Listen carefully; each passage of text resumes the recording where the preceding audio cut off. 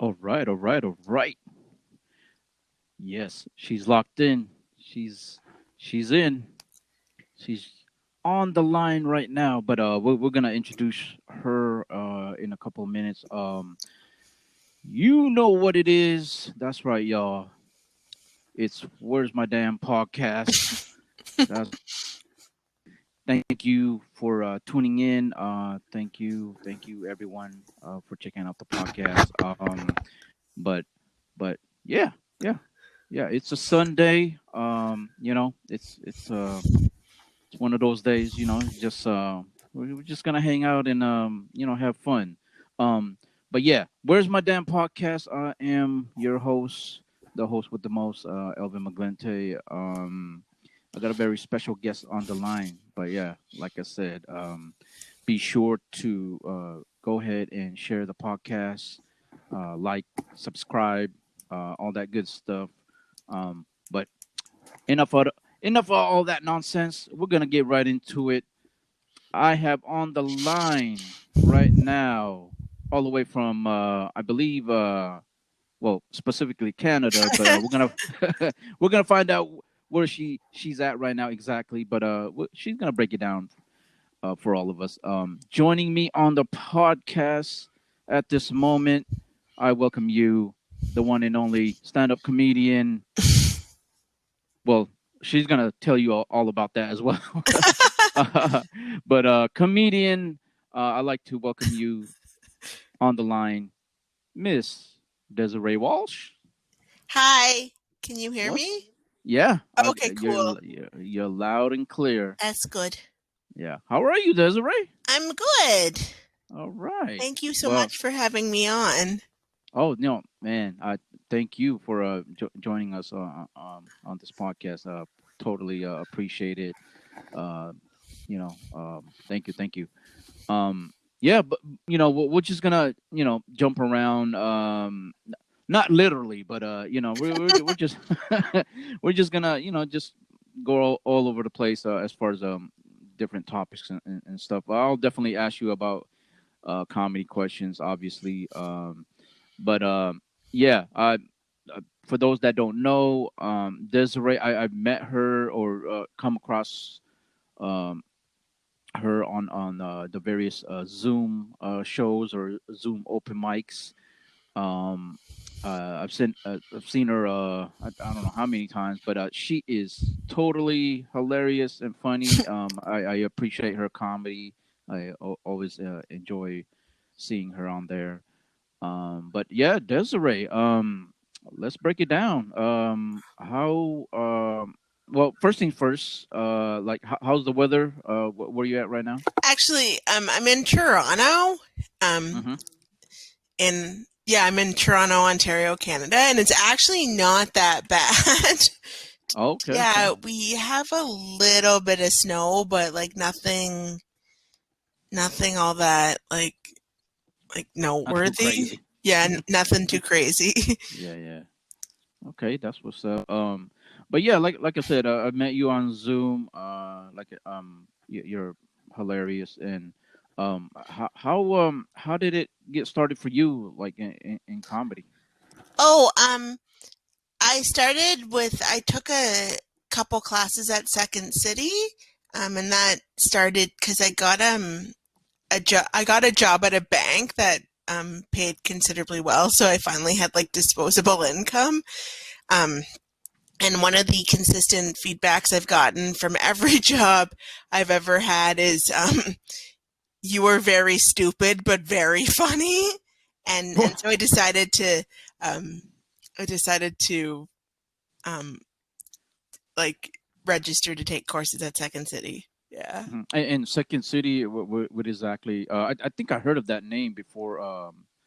For those that don't know, what is Second City actually?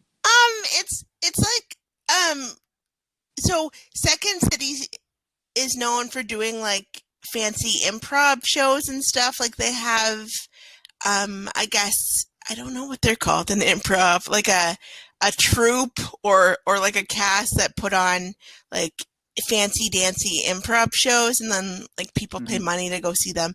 And then they Oh, okay, also yeah, have a training center, and they teach people like stand up and improv, and right, right, I think they have acting classes as well, and like basically like theater things. yeah. Oh, you know what? The reason why it sounded familiar because I had another comedian on the podcast. I don't know if you heard of Dario Durham. He's out of Chicago, and I believe he mentioned something about that. I think Chicago has either a class or basically the same thing. Yeah, I Second think. City started out of Chicago, so I think Okay. there's like a Second City in Chicago, Toronto, Yeah. Okay, and that I makes sense think then. Yeah. there's one in Hollywood, but I don't remember. Okay. Yeah. Yeah. Okay. So you kind of just okay took the class, and that's kind of where you got started as far as doing comedy. Yeah, yeah. At the end of the first one, they have like a little show where you invite your friends and family, and I kind of thought Hmm. like I would do that and that would be it, and we'd all look back fondly on the time Desiree was a stand-up comedian.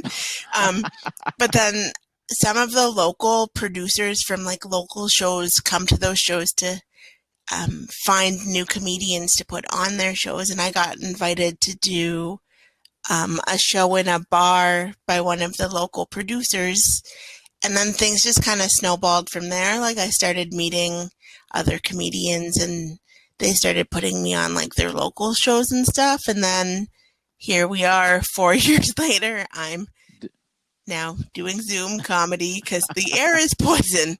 yeah, yeah. No, it definitely is. But blame me on that guy that ate the what is it, the bat. I was gonna Oh, say blind bat, but who knows? But yeah, but it was a bat. I don't know about that.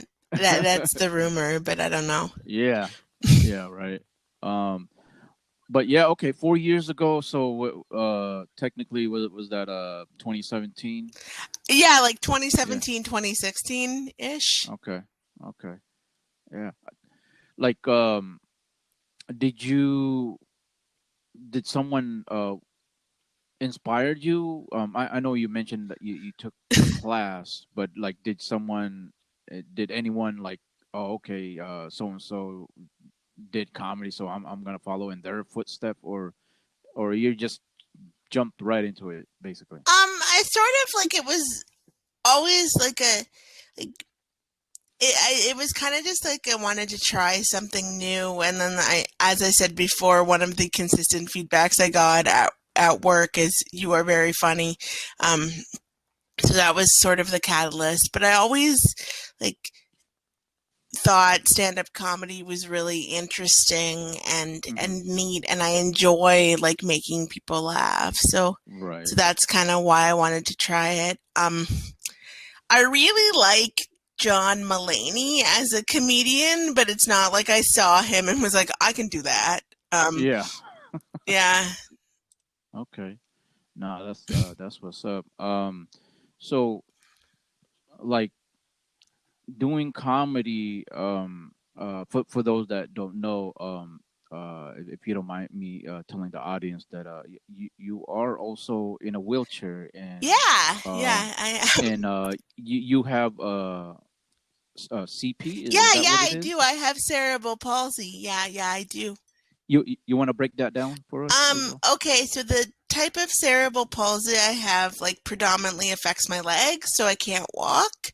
Hmm. And cerebral palsy, I believe, is brain damage before the age of 2. So when I was born, Hmm. 2 months premature, I have a twin sister who also has cerebral palsy, and when we were born, um, our lungs were underdeveloped, so they gave us Hmm. a whole bunch of oxygen, and the oxygen, I guess, traveled to our brains and then bursted like blood vessels in our heads and then caused a brain hemorrhage, and thus we now both have cerebral palsy. Mm. Yeah. Wow, that's wow, that's crazy. So you said 2 months Yeah, premature? yeah. Oh wow. Okay. How old are you? Like, I am 37. 37. Yeah. Okay. Yeah. Wow. So pretty much, okay, that- your whole life. Yeah. Yeah. Yeah. That's um. So okay, you're doing comedy. You've you know, like you said, you taking the classes. A lot of people saw you and you know, were able to check you out and put you on their shows and stuff. Like, how did that like make you feel? Like that had to be, you know, like kind of like rewarding in a sense, you know, to have people, you know, wanting you to, you know, to be on their show and Yeah, stuff. I thought it was pretty cool because on it, like I honestly thought like no one ever said I wouldn't be successful, but like the um comedy like landscape in Toronto is not very accessible. So I really did kind of think like I would do the one Second City show and then that would probably be it. So I was Hmm. pretty pumped to like actually get on like another like a little tiny show in a bar, and actually they got a ramp to help me get on the stage from a local Hmm. non-for-profit called Stopgap, and I thought that was really nice, and then I also thought like it was cool that they could do something like that. Yeah, Yeah. so No, that, I was pretty pumped that I got to do no, more than just the one show, and then from that show I got two more shows, so that was pretty exciting. nice. No, that's Yeah. awesome. That's good to hear because I spoke to another comedian out here. He's also in a wheelchair, and that is a bit of an issue at time as far as accessibility, um as far as like what venue you are in and stuff, depending who has the accessibility. I mean, it can be a bitch sometimes. Yeah, for sure. Yeah. Um. Now, for me, I'm a blind comic, and like obviously I'm able to, you know, whatever, get on the Yeah. stage, or someone can assist me and Yeah. stuff. And you know, I you know, appreciate the people that do help me in that sense. And I've developed relationships and friendships throughout the you know, doing comedy and stuff. And you know, there are folks that are able to help you out and stuff. And Yeah. yeah, and for those yeah, to put a ramp there, that's awesome. It was that a you said a bar? It wasn't a club. No, no, it was a bar.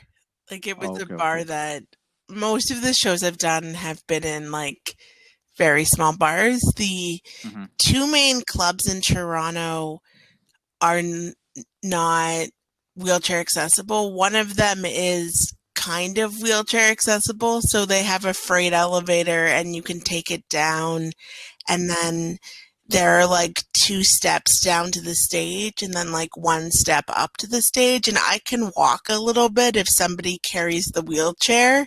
So Yeah, that's like I've performed there once at their amateur night, actually just before the pandemic, and I'm really glad I got to do it. Um, yeah, so I've performed there once, but it was a little bit difficult, but it was still very yeah, fun. And then there's um, another major comedy club in Toronto that is just like like just a lot of stairs. So I've never been there. So most of yeah, my shows have been in like bars, and yeah, mostly yeah, bars. yeah. No, that's what's up. Like, how do like as far as the comedy scene out there, is it uh is it pretty big? Like, I'm not too. I mean, I hear, you know, comedians that go through there and stuff. And I believe Russell Peters, he's from out there, right? Yeah, Toronto, he yeah, he's Brampton, from somewhere around there. Brampton, which is Yeah. about 45 minutes away from Toronto, but he would like this would be there's a comedy scene in Brampton, but this is Toronto would be, I believe, primarily where he would go to do stand up, but Yeah. there are shows in Brampton as well. But yeah, like Okay. I think this is one of the bigger scenes in Canada. Hmm. Yeah. Nice. Um, like, okay, now you're doing comedy and you're doing, different shows or bars out there. Um, uh, are people like taking a liking to you because of your disability, or how? What's the response in terms of that kind of thing? I should hope they don't just like me because I'm disabled, but I hope they like Yeah, me yeah, because I'm funny. yeah.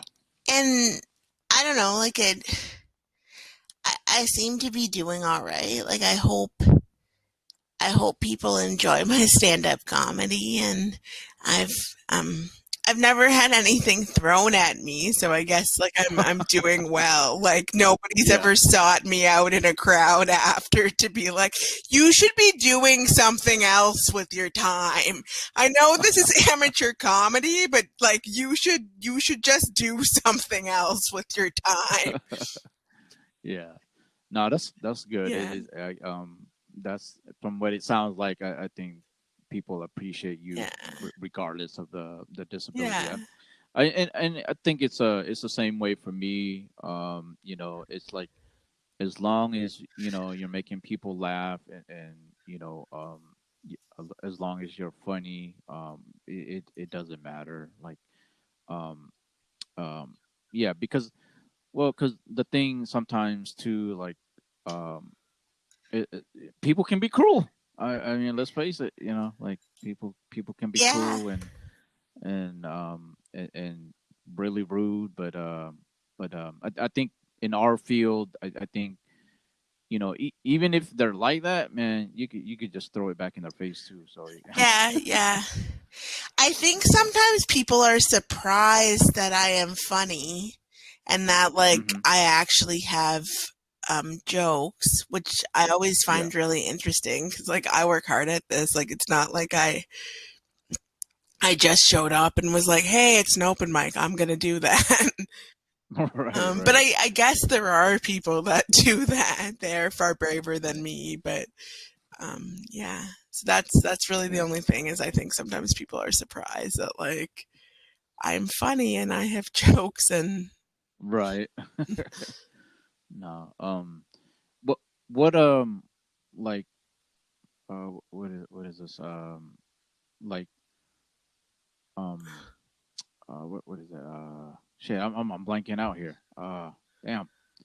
Um like your writing process, like when you write your jokes, like ho- or do you write, like how's that, how do you go about doing that, like your material? usually what I do is like I'll think of a story or like a situation that happened to me and think like what is funny about that, and then sometimes I'll write out the story and then like I'll pare it down a bit just to get to the funny part. So for example, at the beginning of the pandemic, usually when it's not a global pandemic, when I go out, people try to touch me a lot. Like I don't have any push handles on my wheelchair and the back is quite low, but quite often walkies will try to push me or like touch me, and it's super duper annoying.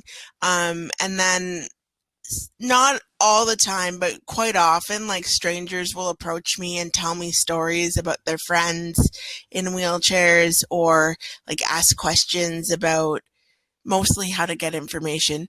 Um, Yeah. and I mean, like, you try to help people out, but I noticed after the pandemic, like when the pandemic started, people stopped touching me because they don't want to get like they don't want to get sick, and like people also stopped talking to me in the grocery store because we just like as a society Right. we no longer like I guess interact with strangers as Yeah. much. Now, yeah, no, I totally get it. It's like now you don't want to touch me, huh? What happened Yeah, before, huh? yeah, and like it's actually been like really nice for me. So like I went home and was like that's like a funny thing. So so I just like wrote down like I'm really enjoying the pandemic because none of you walkies Yeah, touch me yeah. when I'm out. And then I was like is like let's like is there a way to make that funnier? And then So so you're saying, let's have the pandemic more often, minus the yeah, deaths, but yeah, like if we could somehow like stop the people dying, it would be nice if the air wasn't poison, but if we could continue the level of respect people have for my yeah, yeah. personal space, that would be great. Yeah, no, Yeah. I totally feel you on that because I kind of get the same thing like when you're talking about personal Cuz space, people people tend to yeah, touch you and want to guide you. It's like whoa, back cuz up, bro. I have a friend who's well, she's my friend now, but she was friends with my sister and I didn't know her very well and I was going to meet her on a subway platform to go somewhere and my sister said you have to be on time because sometimes people try to like take her places even if she says she's okay. So I was a little bit late and I got to the subway platform and I saw this lady like dragging her off a bench and I was just like, let go of my friend. Yeah. So Oh do people man, like that's drag you places even though you say you're okay? yeah. No, I like I said, it's kind of not too crazy, but yeah, people that tend to like kind of just grab you, um or try to, like, for me, guide me somewhere, and I'm like, yo, let's hold up, let's back up a little Yeah. bit, like I'm good, Yeah. so but yeah, totally get you on the personal space but because, like, the thing with us, people with the impairments or disabilities, like, pe- people want to naturally help, but at the same time it's like hello, like you got to stop and think, Or like ask like do this. you even need help? And Yeah, like that's my big thing is yeah, like if you come up behind me and touch my wheelchair, like I can't see you and like I live in Toronto, so if it's dark, like I think you're mugging me. Like yeah. Right. Yeah, and it's like, it's the other way around too. It's like, well, you don't want me to, like, unlock your door and start taking over the wheel and like, yeah. or something, for lack of a better term. But yeah, it's crazy. But yeah, it's a crazy world. So let's go into the whole Zoom situation. Like, how it how it has it been for you since we're in this pandemic? I think I may know the answer, but like, this has to be like a treat for you and It I, is. It's a welcome change because everything is now wheelchair accessible, which Bam. is nice. And then the other thing that's really interesting is even if I don't know how it is where you live, but even if Toronto was physically wheelchair accessible, Toronto is an hour away from Toronto. So even at most, I could only probably do like 5 to 7 shows a week. And in Hmm. with Zoom, I am doing like sometimes 3 to 4 shows a day. So like I'm averaging about Yeah, 10 yeah, like mics or shows a week, which is been really good for like just my like delivery and a lot of my jokes are getting more solid just because I have so much time to practice now. yeah. You nailed it on the head because I've had other comics on the podcast, and we kind of talked about the same thing. Like, I had Nico Oh, I love recently, him. Nico Lukov. Yeah, yeah, he's awesome. Shouts out to Nico. And if you haven't joined the Facebook group, Displaced Comedians, be sure to go and check Yeah, that out. It's an awesome group, Facebook group for comedians. So yeah. yeah, check that out. But anyway, like yeah, like I was saying, uh, it's what is it like uh damn, I just lost my train of thought again. What was I saying? Damn You're it. talking about you had Nico on, um, who Oh, is like the yeah, like godfather of as far as displaced comedians. yeah. Well, I think I know one now. I think it was like it's a good time to take advantage of this situation right now because you're able to like network and work on your material. Like you were saying earlier, you know, you have more time to practice your material, and I totally agree. Like this is prior to the pandemic, like there was a few far in between like as far as like live comedy, but doing the Zoom comedy, it allowed me to work on my material, allowed me to practice, and versus being Yeah. stagnant. Yeah.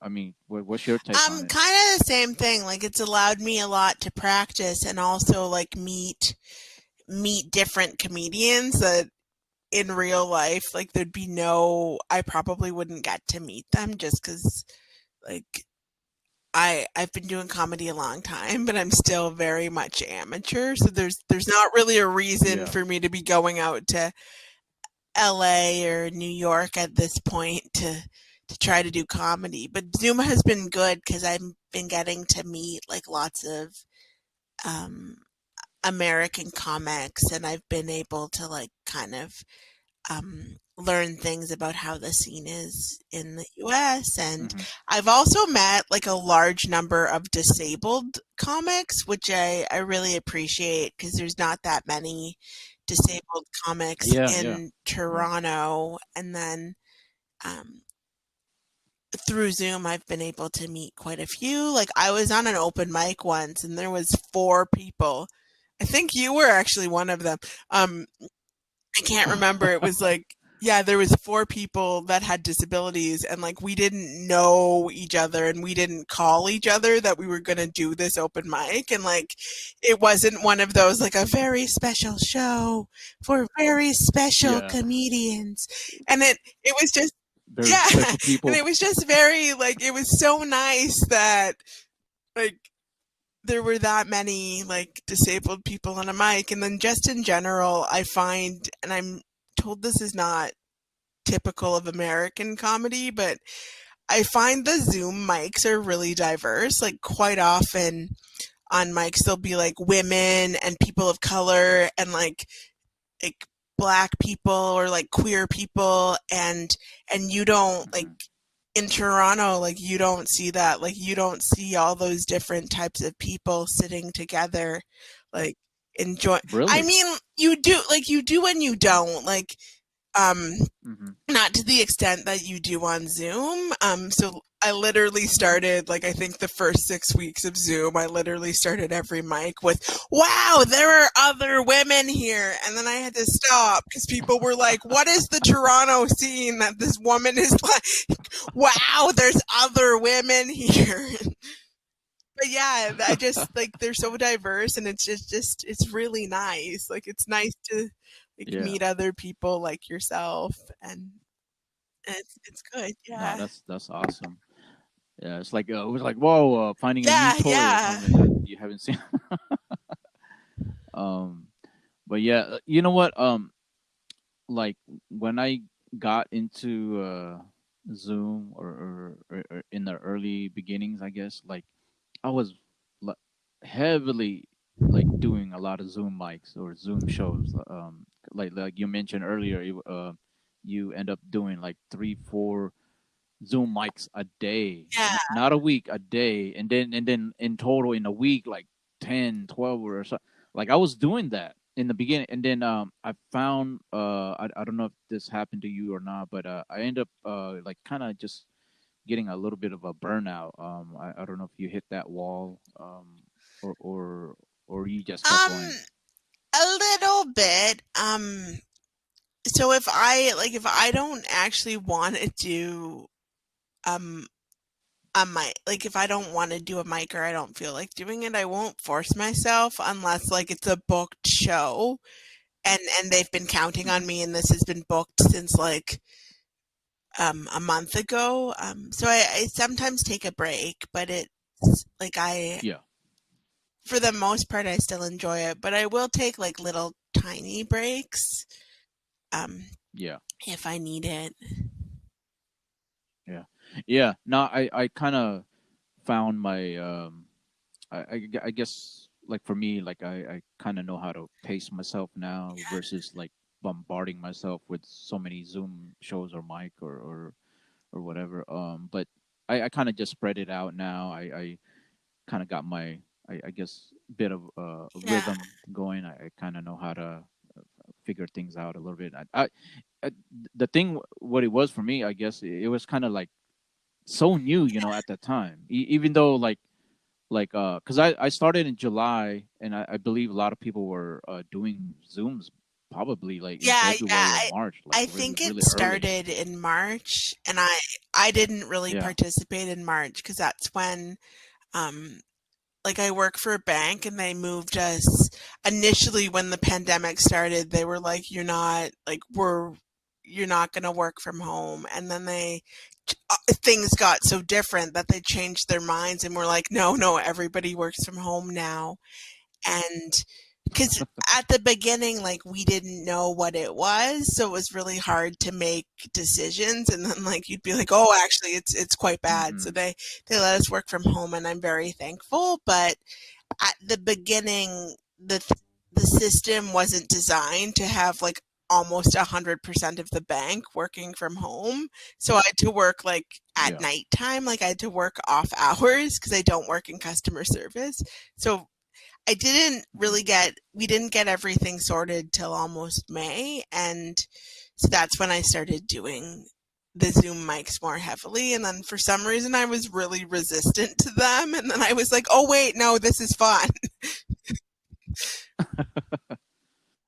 Oh, so you Yeah. felt the same way? Because like yeah, I felt the same way as well. Because like what is this whole Zoom comedy thing? I mean, obviously we all can agree that live comedy, there's nothing like it. But yeah, once I really dived into it, I was like, you know what, it is what it is. It's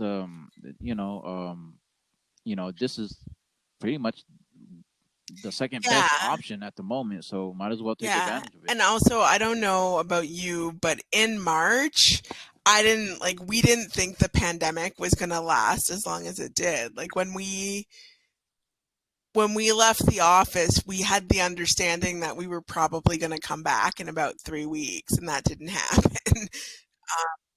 Yeah, yeah. No, I think it was kind of the same sentiment out here, like Yeah, nationally. Like I was like, okay, a couple months maybe, and then boom, back to whatever. But yeah, no. Obviously, it's still going on, and we're doing all these Zoom shows, and yeah, and trying to find ways to express ourselves. yeah, and I think it's really good. Like you are right. Like nothing really beats live comedy, but this is a good substitute for now. Hmm. Yeah. Um. So, like, as far as your comedy style or your approach, is there like a specific style that you have, or are you still developing your style? Um, or like, are you a setup then punchline type of comedian, or more of a storytelling type of comedian?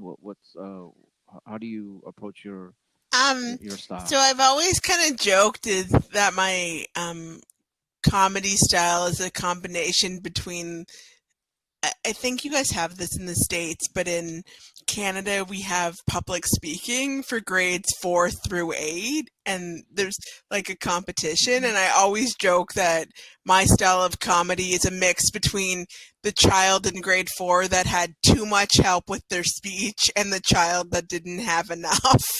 Um, so yeah, and the man who kind of taught me comedy was really into set up punchlines, so I try to like Hmm. kind of mix set up punchline with storytelling a bit. Like I'm always very mindful of we need to get to the funny, so like the audience doesn't care that your friend Michael fell off the pier. Like they just want to know the funny part of that story. Like they don't need to know like it was in Yeah. July, and they don't need to know like it was like yeah, Well, what he yeah, had like they or she don't had they for don't need to know breakfast. that like your shoes were pink. Like they just need to know like someone fell off the pier and it was hilarious, or like Yeah. And yeah, they broke like their like penis or something. the very funny part of the story, like kind of like the the the grocery store story. Like they don't need to know that Yeah. in the before times people touched me all the time. They just need to know that now they don't, and I like it because in the before times, apparently, I Yeah. looked like a shopping cart that needed to be returned to Walmart to you people. Yeah. Oh man, that's funny. And I noticed you mentioned this a lot in one of your bits. The Yes, the walkies, walkies. The walkies. Let's Okay. break that down a bit. So walkie is basically what I call people who identify or people who are identify or are read as able-bodied. Um, Hmm. and like typically what it means is like non-disabled, but I've had a lot of people who are disabled who've been like, I want to be a walkie too. And I mean, if you want to be a walkie, you can be a walkie. Like there's not a rule, but like typically it means the like non-disabled people of the world that I encounter. Is it the most inclusive term? No. Is it funny? Yes. Yes. Yeah. Yeah. Yes. Yeah. No, it's definitely funny. So you didn't hear that anywhere else. You Yeah, developed that yeah, and you came I up with think that. that's something I came up with. Yeah, no, it's that's perfect. It totally fits with the things that you talked about and stuff in your comedy. Um, like as far as going back to the whole Zoom, I've noticed you've been like headlining some Oh, shows and stuff. I haven't got to headline yet, but I was scheduled to headline Oh, a okay. show January 5th called Comedy Liberation, and that was postponed due to technical issues, but it will Oh, be okay, okay, okay, coming back. I just don't have a date. okay, okay. Correction on that, But y'all. yeah, Correction, my I'm bad. But super uh, excited. how many minutes That that we're one's gonna give just you to do small. that? It's I believe 10 to 12, but I don't mind. It's still Okay. headlining. If you're at the end Yeah, doing yeah. more No, time that's than that's what's everyone up. else, you're headlining. Yeah, Yeah, yeah. yeah. What's your thoughts on like um certain Zoom shows lasting for like for a good while, like maybe hour and a half, 2 hours, or even more than that. Like do you find yourself, you know, just like, oh my god, like I need to get out of here, or like after I'm done, let me bounce, or you stay for the whole thing. So What's your take on that? for a booked proper show where you're gonna sell tickets, I heard that it's good to keep it between like an hour or an hour and a half at the most because people have trouble like Yeah. sitting, like even though it's funny, like people have trouble that's a long time to sit and watch comedy, even like the funniest of comedies. Yeah. So, um, myself and Kelly Zemeckis now host a booked mic, and we try to keep it, I think, to about an hour and a half at most, just Hmm. because it gets to be a long show. Like one of the things like you kind of don't ever want your audience to say is it was good, but it was long. So yeah, I think like an hour and a half or an hour for a like a proper show um is great. And then in terms of an open mic, like I've noticed with Zoom and Americans, I don't know if it works with a screen reader, but Americans use slotted. Um, and I noticed Hmm. that Yeah.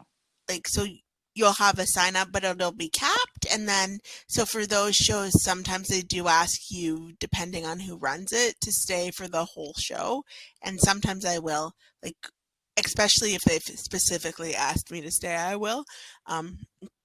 And then even if I'm at an open mic that doesn't necessarily have like a capped like a Hmm. capped list, or has a capped list but it's very long, I'll usually try to stay for a bit of it. But usually what I do, and this is terrible, is I'll like Monday nights I'll usually book a mic at 8, and then I'll tell them I have to go up early, and then I'll go to a mic at 9, and then that's a mic that they like you to stay for the whole thing. So I'll stay for the whole thing for the mic at 9, and then um, there's nothing between 9 and 10 my time on Mondays, so that's the time I'll usually like just take a break. And then there's a women's mic Yeah.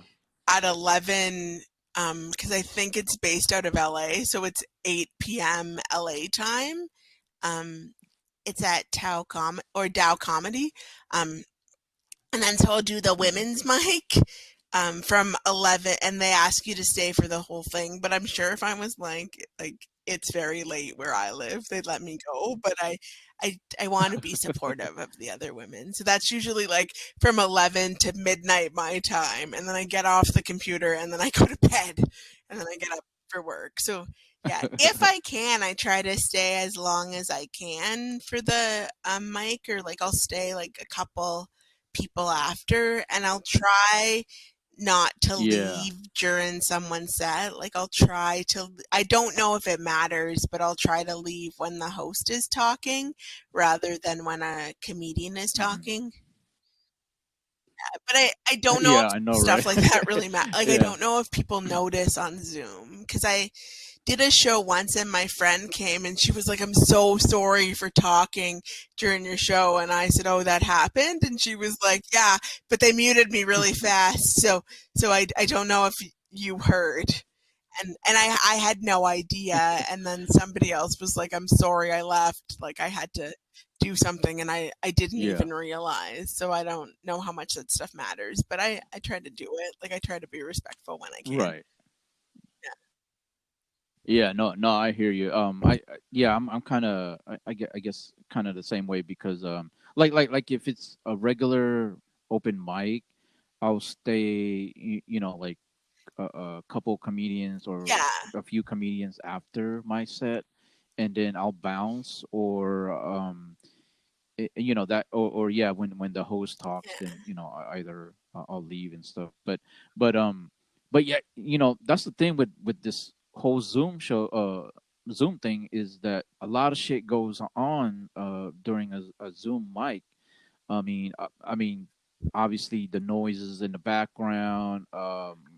cats, dogs barking, and babies crying and stuff. And but yeah, I'll be noticing sometimes. Yeah, people will will leave right after their set.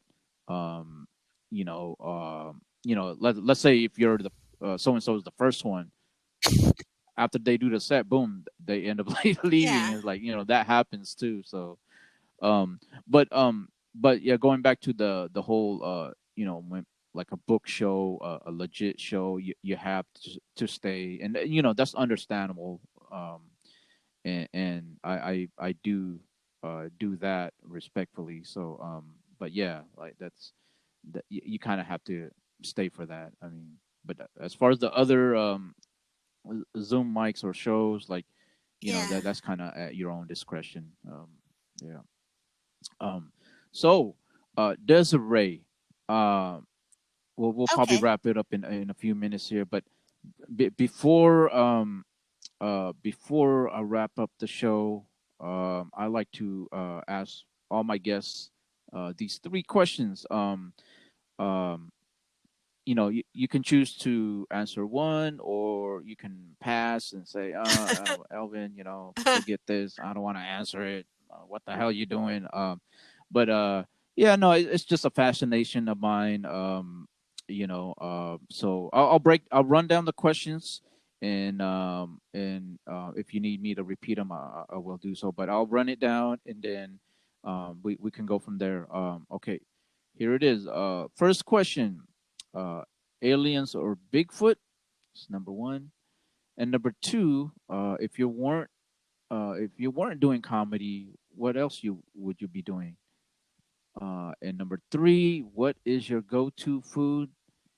And so basically for that one, we're in the pandemic, and it's like if you had to survive for a month or two on something, what is the go-to food for Oh, that? those are Um, actually so great yeah. questions. Um, and I've definitely been asked much worse on a podcast, so don't worry. Um, so for the first one, is Yeah. it like would I rather meet aliens or big? No, just in general, like, what do you think kind of about aliens or Okay. Bigfoot, or Um, vice versa? Are they out there? Do they exist or not? I Just in general, I basically. would venture that they probably I don't know about Bigfoot, but I think maybe aliens would exist. Because I mean, they found water on Mars, so um, it's possible Yeah, that there are other life forms out there. Um, yeah. I mean, because our universe is like really vast. I mean, this is like just one speck. There's probably like many other like galaxies or universe out there. So you know, yeah, it's a and if I possibility. Yeah, wasn't doing stand-up definitely. comedy, I would probably just work in a bank and watch a lot of Netflix. Yeah, yeah. Boom. There you go. There you go.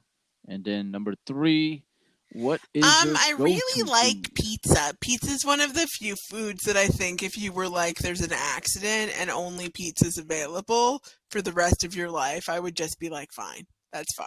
We're good. It's okay. You know what? I think Nico ended up saying the Yeah, same thing. So yeah, yeah. yeah. No, pizza is a good one. That is definitely a good one. Desiree, where can they find you? Where can they follow you? The Where can the walkies Yeah, and the non-walkies check you Instagram out is really online? good. My handle is Desiree.Lisa.Walsh underscore. So it's just my full name and an underscore. Hmm. All Yeah. right, And and then that's pretty Facebook is much just it. like my Okay, name, okay. Desiree Walsh, if they want to. Yeah, there it is, y'all. Check her out. And make sure to follow her on the social media. Check out her comedy, y'all. She's funny. She's hilarious, man. She'll pop up Yeah. on one of these Zoom shows. You can catch her on there. As far as my stuff, where's my damn podcast? Um, yeah, that's right. It's right there. That's where it is. Be sure to share, like, and subscribe, comment, all that good stuff. Review it, because that's what I'm trying to do. Just spread some goodness out into the universe, and hope you guys appreciate it and like it. Just spread the word. That's all it is. Where's my damn podcast? And man, Desiree, thank you No problem. for being on the podcast. I totally appreciate it. All right. Peace, y'all.